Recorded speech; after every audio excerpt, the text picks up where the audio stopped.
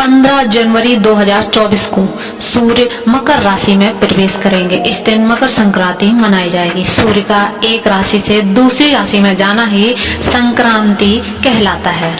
पौष मास में सूर्य उत्तरायण होकर मकर राशि में विराजमान होते हैं, तो इस अवसर को देश के विभिन्न प्रांतों में अलग अलग त्योहार जैसे लोहड़ी, कहीं खिचड़ी, कहीं पोंगल आदि के रूप में मनाया जाता है। हिंदू धर्म में मकर संक्रांति एक ऐसा त्योहार है जिसका धार्मिक के साथ साथ वैज्ञानिक महत्व भी बहुत ज्यादा है।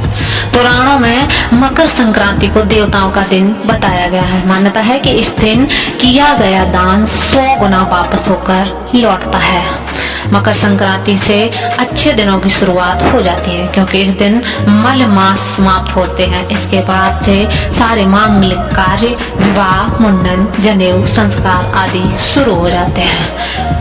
धार्मिक मान्यता के अनुसार मकर संक्रांति के दिन स्वर्ग का दरवाजा खुल जाता है। इस दिन पूजा पाठ, दान, तीर्थ, नदी में स्नान करके मोक्ष की प्राप्ति होती है। पौराणिक कथाओं की माने तो भीष्म पिता को इच्छा मृत्यु का वरदान प्राप्त था, लेकिन उसके बावजूद भी उन्होंने दक्षिणायन सूर्य होने की वजह से यह नहीं माना था और जब उत्तरायण सूर्य का इंतजार किया और उसके बाद संक्रांति होने पर उत्तरायण में अपनी देह का त्याग किया था, ताकि वह जन्म मरण के बंधन से मुक्त हो जाए।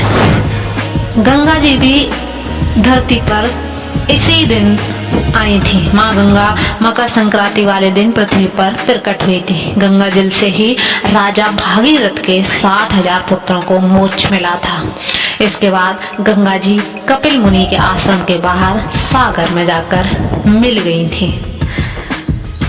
सूर्य के उत्तरायण हो जाने से प्रकृति में बदलाव शुरू हो जाता है। ठंड की वजह से सिकुड़ते लोगों को सूर्य का तेज प्रकाश के कारण शीत ऋतु से राहत मिलना आरंभ हो जाता है। हालांकि मकर संक्रांति पर ठंड तेज होती है। ऐसे में शरीर को गर्मी पहुंचाने वाले खाद्य सामग्री खाई जाती है, जैसे तिल, गुड़, खिचड़ी आदि, ताकि शरीर में गर्माहट बनी रहे।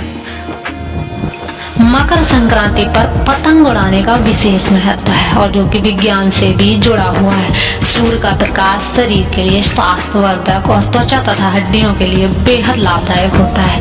यही कारण है कि पतंग उड़ाने के जरिए हम कुछ घंटे सूर्य के प्रकाश में बिताते हैं, जो कि आरोग्य प्रदान करता है और हमें निरोगी बनाता है।